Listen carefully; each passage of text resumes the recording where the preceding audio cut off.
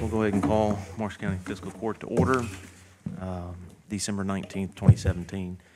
First under guest is County Clerk Tim York. Good morning, sir. Hey, Judge.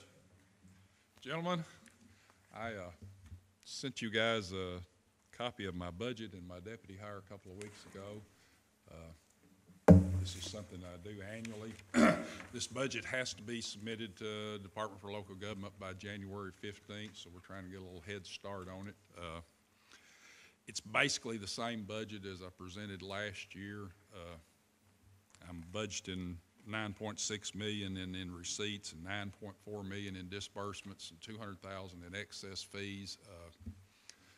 I try to budget conservatively. Last year I think I turned in about $270,000 excess fees. It's probably this year will be somewhere north of $250,000. We've had 2 good years though, and we never know if we're going to have a good year or not. It's one of those things that, people trading cars and people buying and selling real estate make a big difference in our office. So anyway, I try to budget conservatively, but that's where I stand. My deputy hire is at 565. Yeah, 565,000, and that's about $5,000 less than last year, mainly because I wanted to make excess fees $200,000 even. So I cut $5,000 out of deputy hire and added $5,000 in excess fees. But I think that was probably about the only change I made. Anybody got any questions? I think we have to have 2 separate motions, one approving the budget and one approving the deputy hire. That's correct. All right, thank you, guys. Thank you, Tim. There's no question. Do we got a motion for approving the budget? Motion to accept the budget, clerk's budget. Second. All those in favor say aye. Opposed? Motion carries. Motion for deputy hire. Motion to accept the deputy hire at $565,000. Second. All those in favor say aye. Aye. Opposed? Motion carries. He was Next. pretty confident. Yeah. He doesn't stick around. Busy. We all think he's camera shy. Next on their guest is LaDonna Carell, the new 911 director. Good morning, ma'am.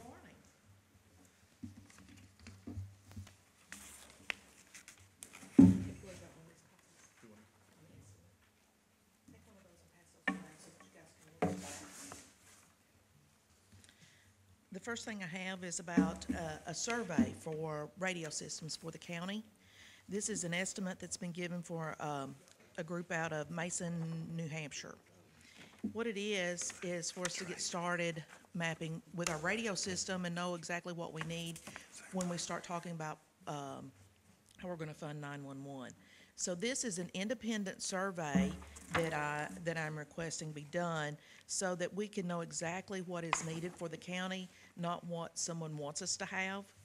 And that's what I'm requesting at this time. The information is there. It will even take you a look at surrounding counties, what they currently have, what we could draw from.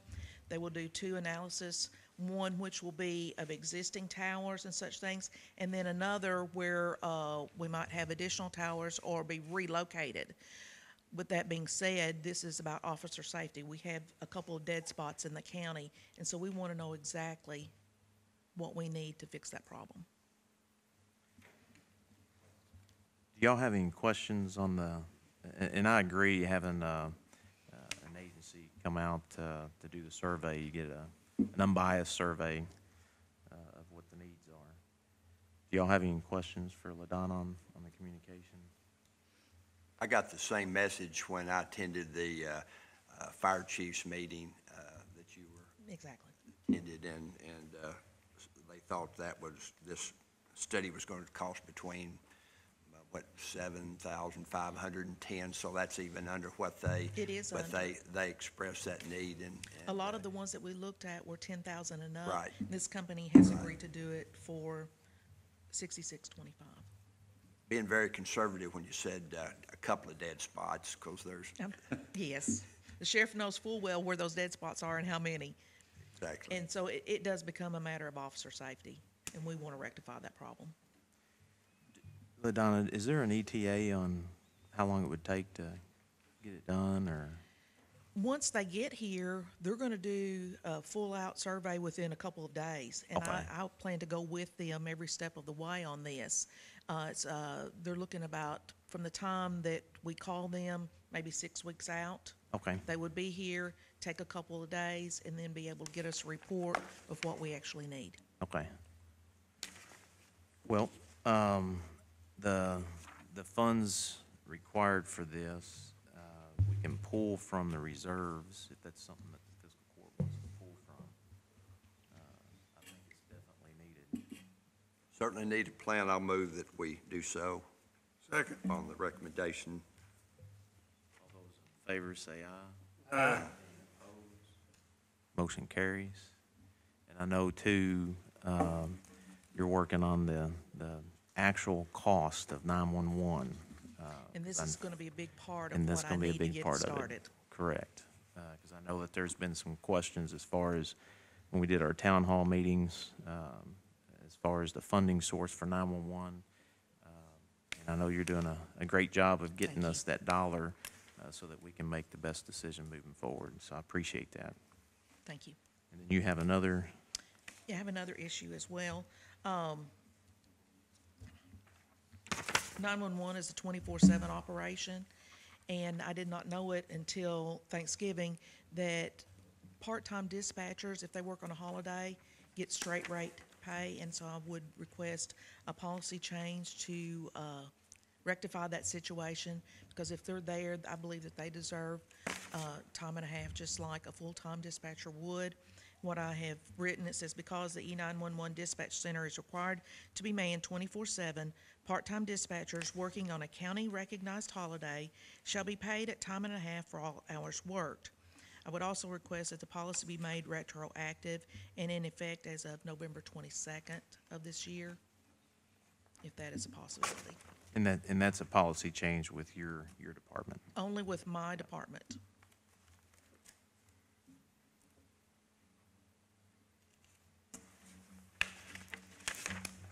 I've got a question. Are your full-time dispatchers that work the holidays, do they get double time, Time and a half. time and a half? And I had part-time workers that got straight rate working the same hours that they did.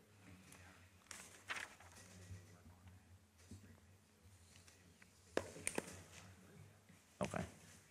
Okay. Is there any questions? I'd move that we accept this policy change for E911. It's certainly not a problem for me paying these folks time and a half on a holiday. Me too. Second. Is there a second? All those in favor say aye. Aye. Any opposed? Motion carries. Thank you. Thank you.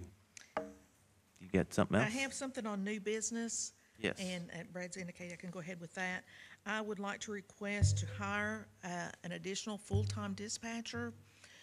My TAC officer is currently working straight nights, and that's a position that needs to be on day shift. I'd like to move her to a position on, where she works a straight day that overlaps days and afternoons to handle whatever comes up during, and that's our busy time. With that being said, that requires me to have another full-time dispatcher, and also during the course of this, going outside to hire someone, I would like to look at adding at least one more additional part-time dispatcher, because we're very, very low. We don't have very many people to pull from in the event of an emergency. And I think originally in your information, you had a recommendation Yes. to, that Ms. Carell was going to offer it to a current part-time position, but he did decline that full-time. Yes, after some consideration, he's decided that he wants to remain part-time. That's what I was going to request, we move a part-time to full-time, but that has been, he's decided he wants to remain part-time. So that being said, that puts me in a position to need to go to the outside to hire. You're talking about Vince? Yes, Vince. He's changed his mind. Is that He the one changed you're his talking- mind. okay. Initially, he was going to take the full-time position, but has decided that he wants to remain part-time. So I'm more than happy to keep him at part-time. He does a great job. And I totally understand and support moving your people around to where you get the best. That's exactly right. I need that additional person in the daytime to handle a lot of things that come into the office that the current dispatchers are having to do on top of the regular duties with answering the phone and taking care of everything else that's going on. So that would alleviate that burden. That gives me an additional person to help me out as well when needed. And that person also would be a fill-in in the event someone was out sick. I can move that person into that position. It wouldn't create another overtime situation. And I think your TAC officer, is that viewed as a leadership? That is a leadership responsibility.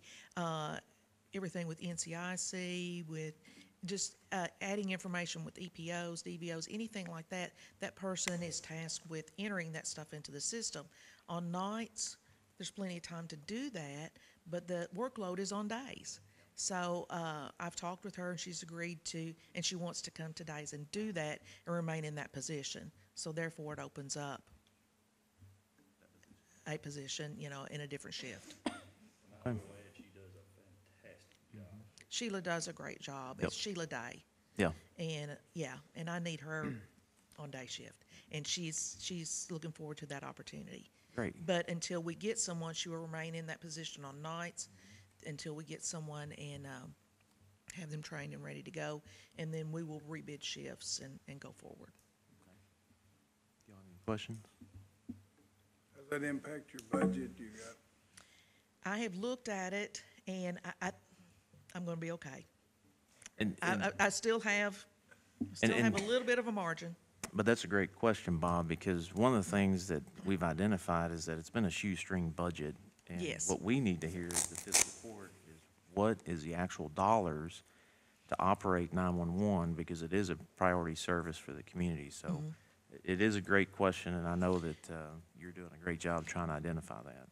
It is an excellent question, and the rate of pay for this individual be determined from their years of possible service at another organization or something like that. So to give you an hourly rate at this point, I can't until we decide who it is. Because if it's someone that's worked for 10 years as opposed to someone that's just starting, that rate of pay will be different. Justify the position, I just want to be sure you had the Yes, sir. funds you need. Yes, I've looked at it from paying them at the maximum, and Yeah. we're good. Do we need anything to just allow her to go forward with looking for a replacement person, full-time dispatcher? We need a motion to that. I'll make that motion.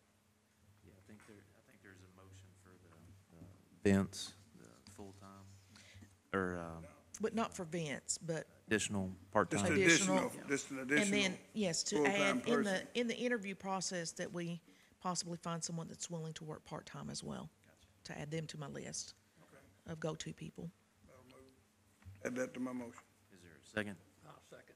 All those in favor say aye. Any opposed? Motion carries. Thank you. All right, thank you. Under correspondence, just to give y'all an update where we're at with the Marsh County Industrial Authority Board. I've got 2 more meetings scheduled. Obviously, we're hitting the holidays. I hope to have those 2 names identified when we get back from the holidays. But for right now, the board, Dennis Smith, Ben Leonard, Elena Blevins, and George Long. I wanted somebody from the young professionals, so I reached out to the chamber. They've got a young professionals group, and I think it's important to get some younger professionals involved in community activity. And Brian Smothers is with the young professionals, and so I've put him on the board. So I hope by January, when the holidays are over, I'll have the other 2 identified. But I just wanted to update y'all. So this is a 7-member board? I might suggest that, and I've heard some comments from people that live in the area that think it'd be a good idea to put maybe somebody that lived in the general area that's going to be affected and some of the ideas and get some of their viewpoints and ideas. That heard several good ideas the last week or so. I think that would be beneficial to have a local resident that lives in the vicinity. One of the things where we're at is actually the development stages. As far as having somebody from that area, we can definitely have them involved. But I think it's important that the board members have experience we've looked at, we've got a contractor, Dennis Smith, who obviously has Pinnacle. You've got tourism involved. You've got a business owner. You've got tourism. You've got an attorney on the board. So having what I call duty experience in putting this together, because that's definitely what's going to be needed. We're looking at, I've got a meeting with another gentleman who has got experience with investments.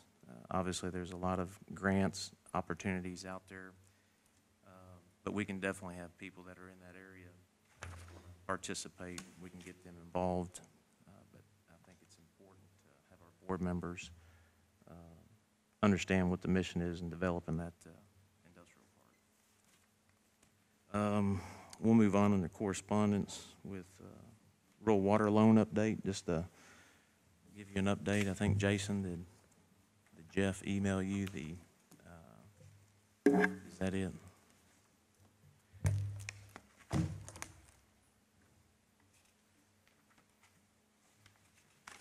you don't have it, I think I've got it.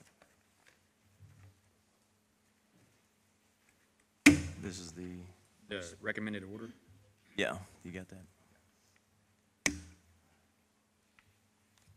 December 12th was the hearing with the debt officer at DLG, and this was the response.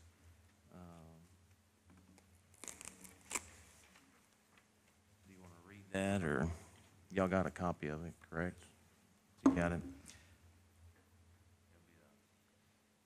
Make it a public record. This is a recommended order. The Fiscal Court of Marshall County, Kentucky, the county proposes to adopt and authorize a plan to provide funds to finance the cost to make extensions, additions, and improvements to the Marshall County Sanitation Districts number 1 and number 2, with funds provided to the county by the Kentucky Rural Water Association Finance Corporation program through a certain loan agreement between the county and the program, the loan.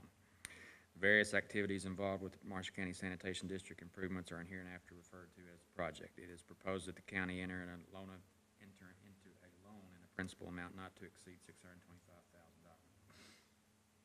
Marshall County Fiscal Court petitioned the state local debt officer to approve the financing plan in accordance with KRS 66310 subsection 2. Upon the filing of such petition with the state local debt officer and pursuant to notice published in accordance with KRS, a hearing was scheduled for December 12, 2017 at 2 p.m. in the third floor conference room, Department 4, Local Government. At the time and place set for the hearing, there appeared the following: Mr.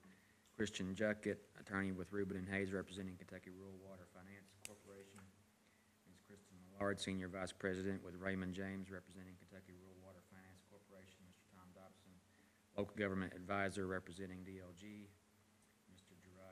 Jared Taylor, local government advisor, observing; and Scott Sharp, hearing officer. Findings of fact: the hearing officer, having access to the records of the state auditor's office, having in his possession various documents furnished by the county bond counsel, financial advisor, and the Department for Local Government, and having testimony presented at the hearing, finds as follows: financial condition and prospects of the county warrant a reasonable expectation that the payments required to meet the public project loan can be met when due. The following table shows the estimated sources and use of funds for the project.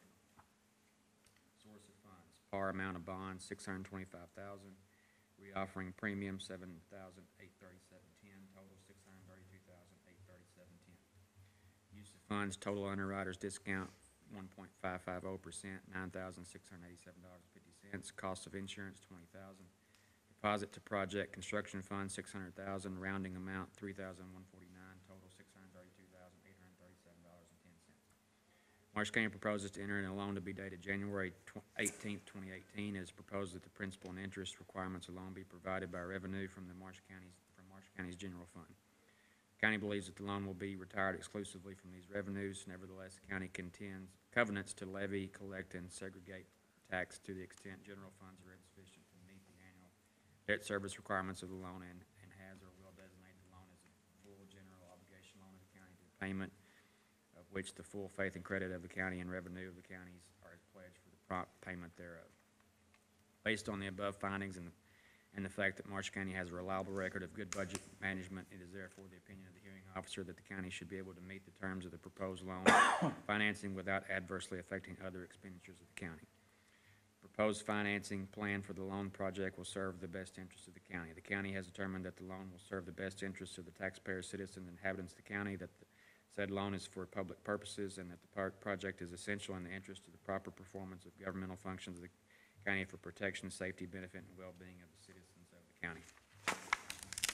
Hearing officer concurs with the county that the proposed financing plan for the loan is for the public good, is a public project for a public and appears to be in the best interest of the county. The proposed financing plan for the issuance of the loan appears to be valid.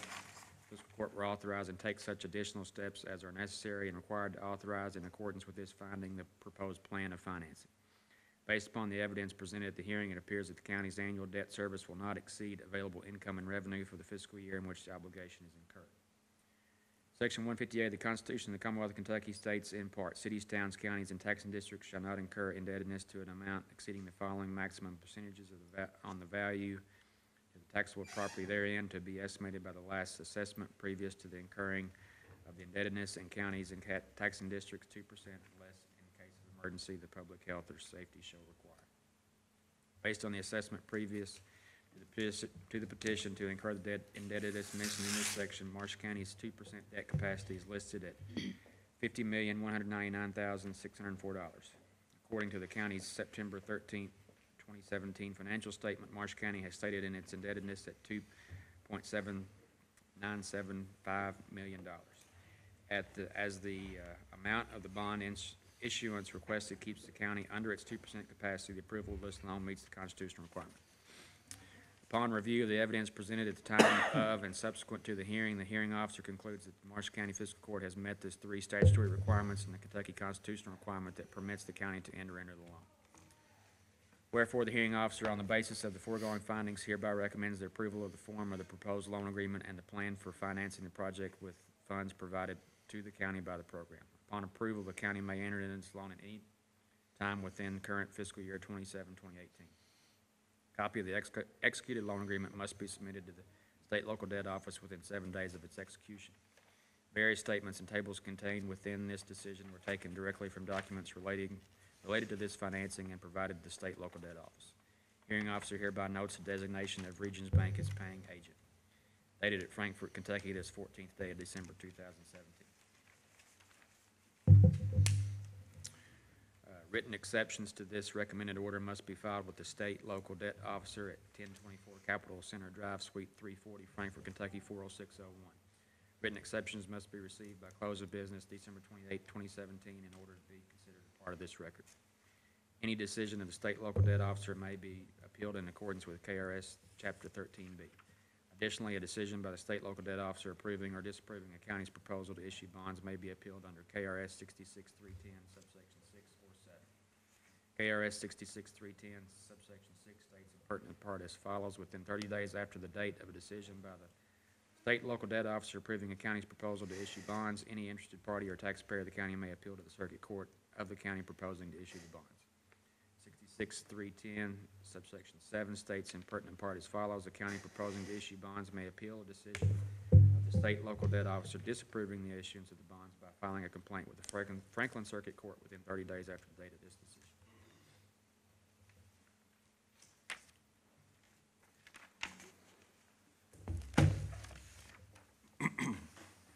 The original discussion that we had with rural water in regards to the planning and design, we were going to put the planning and design for the extension project with the rural water loan. While I was up at DLG talking with KIA, one of the suggestions that they had mentioned was that planning and design, the county can pay for that. And then when the KIA loan for the expansion project with KIA, we can actually invoice those amounts to them and get, I think it was $165,000 is what the planning and design with Rivercrest. Instead of having that with rural water, I think KIA is at 2.75%, so it's a lower interest rate. If that's an option that we want to pursue, we can tie that 165 in with KIA at a lower interest rate.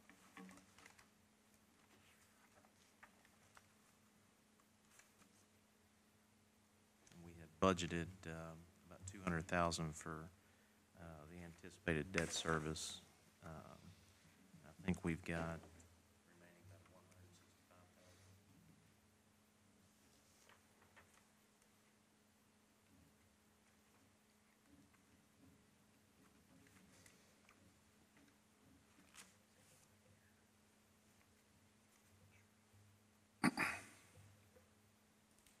Speaking with the bonds attorney with rural water, it's an average interest at 3.4. The rates really hasn't adjusted since the debt service or schedule that was presented probably about a month or two ago in the court. So the rates have been pretty much the same. Now, we're anticipating a response from Ms. Millard first, second week of January with the final rates with rural water, but I don't anticipate them going down.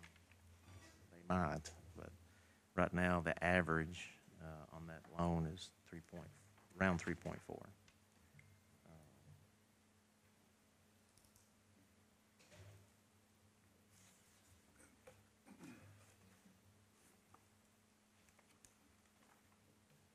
That's about the same as KCO right now, I think. The rates. Yeah, somewhere, but it's very similar to that. If it's economic development, they have actually a lower rate, but I'm not sure what it is. The 3.4 is what they quoted the other day for just general. Is that the Compass? Do what now? With Compass through Yeah, KCO? I think so, yeah. And I think, speaking with them, the one concern I have with them is that it's a 10-year fixed if we go to try to pay that off. We would have to, if we were to ever move in that direction, a 10-year, you have to, you're stuck with that loan. You can't pay it off early. And we can take care of these bonds anytime. And we left the rural water, we left it at 6.25, the rate that it is, the amount that it is now, because that was the original amount that was discussed. But if we were to move the 165 to where we paid it and then invoiced it through the KIA loan, the bonds attorney said that that's fine. So we need to approve this, and then later on, if the project goes through, and then the court would authorize us to move forward. Well, no, this is just updating. We got this back from the debt officer, so this is just updating y'all. Okay. Now, we've already approved the Approved going planning into and it. design. Yes. We can choose to pay for it now out of the debt service that we budgeted for, and then invoice it KIA, which will be a lower rate. So I'll just throw that out there as an opportunity to get a lower rate. It's ultimately going to affect the district because they're going to be paying this back.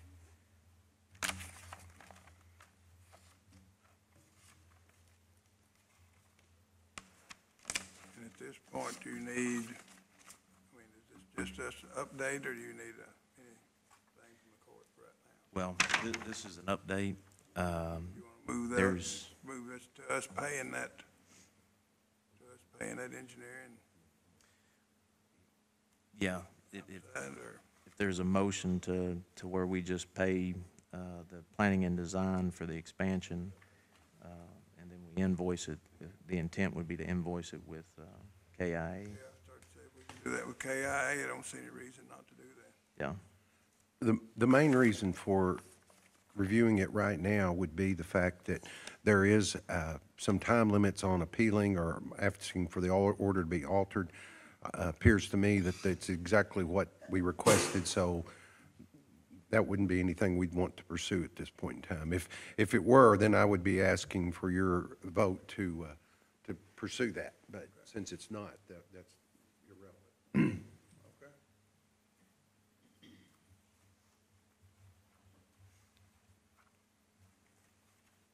I was reading this note. Sorry. What were you saying?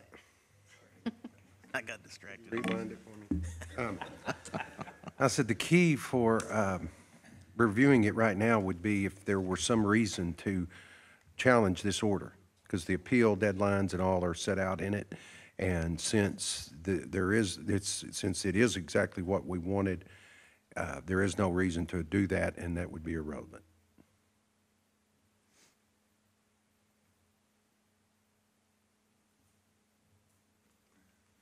I would move that we do pay the engineering cost and then pursue the less interest rate through KIA at that point when it becomes available. Is there a second? Second. All those in favor say aye. Aye. Any opposed? Motion carries. And as soon as we get the information from Ms. Millard, we should have it the first or second week in January. That's when it'll have the current rates, and we can move on that. Next, under new business, DRA request for reimbursement. Oh, I'm sorry. Go back up under old business. Approved minutes for December 5th, Motion 2017. to approve the minutes is written. Second. Favor say aye. Any opposed? Motion carries. Sanitation District Number 2 expansion.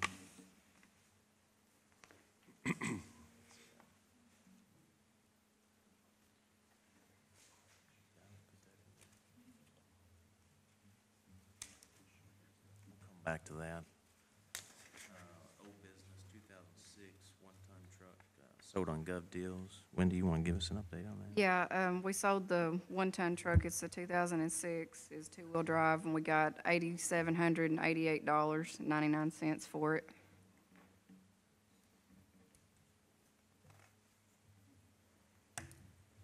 A lot more than what we expected. Would imagine. Very good. Something that A lot more than expected. Found something we can pursue there occasionally. Yeah. Probably helps us. We've already made a little bit of money on it this year. And it's not that much trouble, is it? I mean, No, it's pretty simple. After they get you set up and everything, it's pretty easy.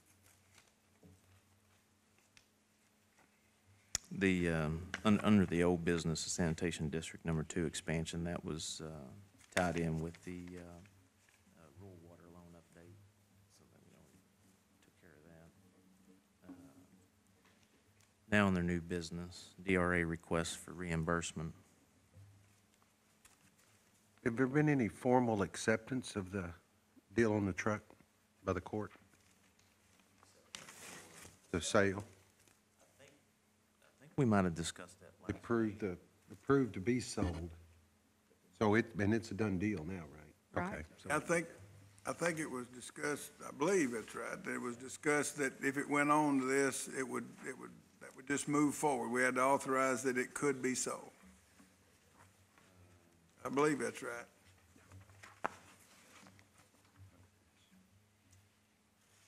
Let's see, here's the minutes from last meeting. Motion was made by Commissioner Cox, second by Commissioner Goode, to advertise or sell one-ton truck at the road department on Gov Deals.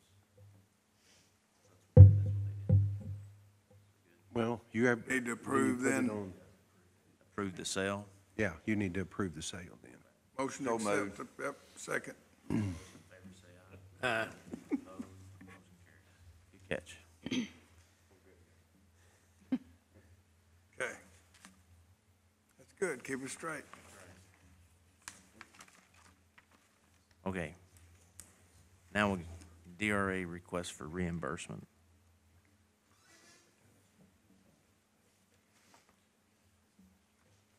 Motion to approve the DRA drawdown request. Second. All those in favor say aye. Aye. Any opposed? Motion carries. Under new business, planned equipment maintenance agreement, judicial building generator. We had, that was part of what we were working out with the group that was gonna come in and do maintenance on the generators. We held off on the judicial building, waiting to hear from the AOC on their portion. And we did get amendment back with them. Total cost of that maintenance agreement is $1,997.94. AOC occupancy is 80.9%. So their cost of that amount would be $1,616.33, and the county's cost is $381.61. So we just need to have the approval to go into that maintenance agreement on the judicial building generator. Motion to go into the agreement. Pay the Second. county cost. There's a second. All those in favor say aye. Aye. Opposed? Motion carries. And I think Yeah, I talked to Tech earlier this week, and they were having an issue out at the generator, so hopefully that, they can address that when they go out.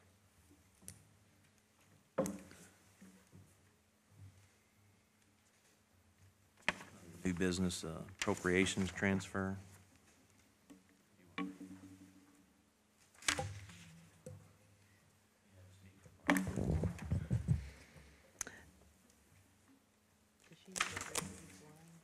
Okay. The Marsh County Sanitation District loan expenses, budgeted amount was 85,000. And the year-to-date expenditures, were 93.8. So the balance prior to transfer was a negative 8,800. And so we're transferring $101,570 to leave the balance after transfer at 92,770. And then the next line, under Marsh County Sanitation District Expansion Project, there was 170,000 budgeted, and the balance prior to this transfer was 170. So we're transferring 101,570 out of that, leaving 68,430. And then the county judge executive travel, we're transferring $330.85 into that account, and that is coming from county judge executive equipment. That'll leave $1,038.38 in travel and $775.04 in the equipment. The county paid sanitation travel needed some money in it. The budgeted amount was $2,700, and we had spent $2,994.94. So we are transferring $300 into that account, leaving it with a balance of $5.06. And that is coming from the county paid sanitation personnel, HRA funding, that $300, and that will leave that balance at $0. Motion. Motion to approve the appropriation transfer. Second. All those in favor say aye. Aye. Any opposed? Motion carries. Approve payment of the bills. Motion to pay the bills, Judge. Second. All those in favor say aye. Aye. Any opposed?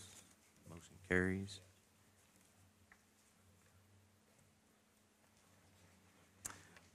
Yes. One thing, let me get it, finish with this now.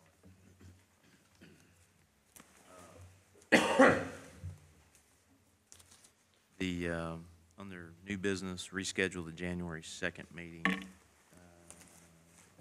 gonna be out of town. The January 2nd meeting, is there any way we can reschedule that to that Friday, January 5th? What time? 9:30? That'd be fine. I've got a doctor's appointment that afternoon, but it's not until 3, so as long as we're done with it, I'll be good. What's the date again? January 5th. It's a Friday. I can do that. Me.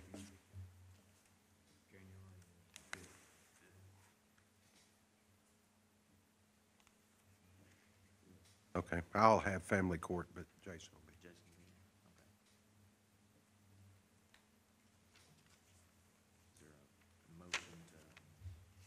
Motion to make that change from January 2nd meeting, move it to January 5th. Second. All those in favor say aye. Any opposed? Motion carries.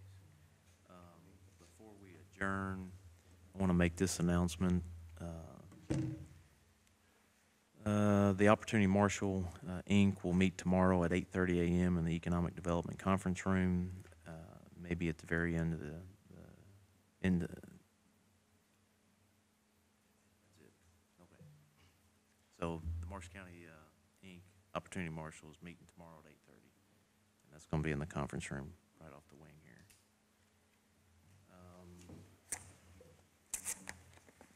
Yesterday, we met with Randy Fox, and he gave us an update where we were at with the job descriptions. He was getting ready to finish those up. He anticipates to be done the month of January. One of the things that we had discussed was he's doing both the job descriptions and the pay scale for our departments. The road department, if you remember, we had budgeted, we had Wendy go ahead and put together a pay scale for the employees as far as, somebody that comes in on a standard CDL that drives a dump truck compared to somebody who gets certification and gets some premiums added to their pay. And so she put that together, and we went ahead and we had budgeted that, but we kind of held off to see if Randy could get the pay scale and the job descriptions completed. And he's reviewed it, and he's basically stated that it's actually pretty good. Wendy did a great job in putting that together. So I would ask the court, we've already got the monies budgeted. We anticipate when Randy presents that to us, it's going to be the same consistency that Wendy had put together, that we would move to go ahead and execute the pay scale that she has for the road department, and I would retro it back to December 1st. So that would be something that I would want to present to the fiscal court. Make that motion, Judge. Second. All those in favor say aye. Aye. Motion carries. Last thing, I spoke with Mitchell Lee. This is a letter from him. This is, Dear Judge Neal, this letter is to formally inform you and the fiscal court of my retirement as Marshall County Coroner on December 31st, 2017. I want to thank all the past and present fiscal courts for their support of the coroner's office. It has been my honor to serve the great citizens of Marshall County since '92. I believe, beyond a shadow of a doubt, the emergency service responders of Marshall County are the best in Kentucky, and I would like to personally thank them for all their assistance they have given me on many death scenes throughout the years. Lastly, I want to thank the citizens of Marshall County for allowing me to serve them as coroner for all these years. It truly has been an honor. Thank you, Mitchell Lee. So December 31st, he is going to retire in, I believe, 27 years. So I wanted to inform you all that before we went into the holidays. I had talked with Mitchell and asked him if he had anybody on his staff that could step up and take over that responsibility. I know it's going into an election year. I told him I didn't want anybody that was going to be running to leave that up to the people. And he advised me that Kurt may be interested in stepping up, so I spoke with Kurt. Kurt said he's not going to run for the position. And as far as the appointment, I think is that at my office makes that appointment. So I would look to appoint Kurt if his end date is December 31st. Since I'm going out of town, I'd like to do that before I go out of town and just have it set for January 1 to go ahead and put him in that position. The benefit of that is that Kurt already has the ability to write and sign off on death certificates, and there wouldn't be any training needed. He's already doing the duties as the assistant coroner. So to me, it just made a simple fit to put him in there to carry over those duties until the election of next year. Do we have some physical equipment that's There, impacted? there is going to be further discussion on that, yes, because he's co-located that with his business, and future discussions that we're gonna have to have is that the county's gonna have to identify a place for the coroner's office, because we don't have anything. We do have equipment, but it's all being housed at his business. But it can be moved or whatever Yes. need to be done. Okay, Yeah. that's what I thought. But it can be used right there until, Yeah, he's gonna work with us. We've looked at some other facilities. Obviously, each one has pros and cons, but, I think, Mitchell understands, with his retirement that we're obviously gonna have to find a new home for the coroner's officer, and rightfully so. The county should have its own dedicated office. Didn't we discuss Exam room. adding on to the fire station out there by the Pepsi plant? There was some discussion as far as if there's a volunteer fire department that has some room to add it on, but since then, there's been some other buildings that we've kind of looked at that may be suitable to accommodate not only the coroner's office, but, the sheriff's office. They're in a cramped space down there. They're limited with space. And I know with 911 is definitely in a small space. So we've got several agencies for the county that we're going to have to find occupancy and space for those agencies to be housed appropriately. So there's definitely going to be some future discussions in how we move forward on that. But for Mitchell's retirement, appointing Kurt, I'll plan to do that probably on Friday after the employees luncheon. But I just wanted to update you on that. I would recommend that our county attorney research that. I don't think that's possible by KRS. The fact Appointment? that Kurt's position as emergency management director is, according to Kentucky League of Cities and Rich Ornstein, I don't think that's possible. Oh, to serve both at the same time? Okay. Yeah, just look into that.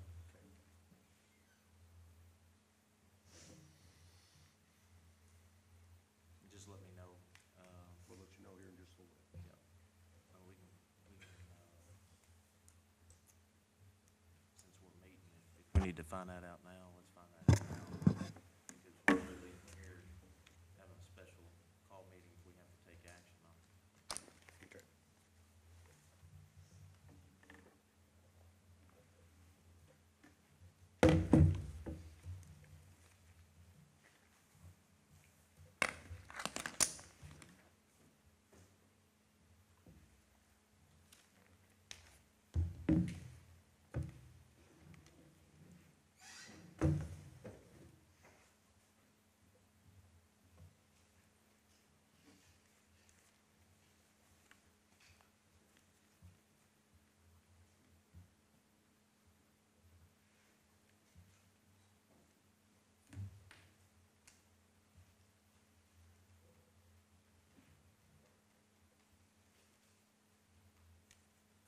Why don't you recess for about 15 minutes?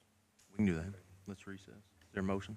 motion to recess 15 minutes. Jeff, you might check Is there a second? KRS All those in favor 39B. say aye. Any opposed? Motion carries. Go ahead and recess for about 15 minutes. This court back to order. At this point, Kurt won't be because he's already in a position of emergency management, and the coroner's position is an elected position. He can't hold both positions, so I'll make that determination as far as who the coroner is going to be, hopefully before this Friday. So, is there a motion to adjourn? Can we discuss that? I'd just like to make a comment or share my thoughts on that position. At present, don't we have 2 assistant coroners right now? We do. And one of them has filed or intent to file for office, and apparently at this time unopposed. I would think that by appointing Barry Taylor, who's been the assistant coroner for a number of years, that even though he is a candidate for coroner, or will be a candidate for coroner, I would think that would make a much smoother transition. And obviously, he's very qualified, and apparently the only person that plans to, at this time, has shown any interest in doing so. So I would like to see Barry Taylor appointed. With the filing deadline being January 30th, we don't have till January 30th, and I think being fair and consistent to the voters in this community, if there is somebody else that wants to step up and run his corner, once this announcement is made, there may be somebody that will. So I've already talked with Mitchell. Barry is already filed, and I think it's fair we get somebody that's not going to challenge that position because it's the service that needs to be dealt with. We need a coroner to carry out the duties until November. I'm not going to appoint Barry because he is a candidate for that position, and the filing deadline is January 30th, so that could change. Is there a motion to adjourn? Motion to adjourn, Judge. Is there a second? Second. All those in favor say aye. Any opposed?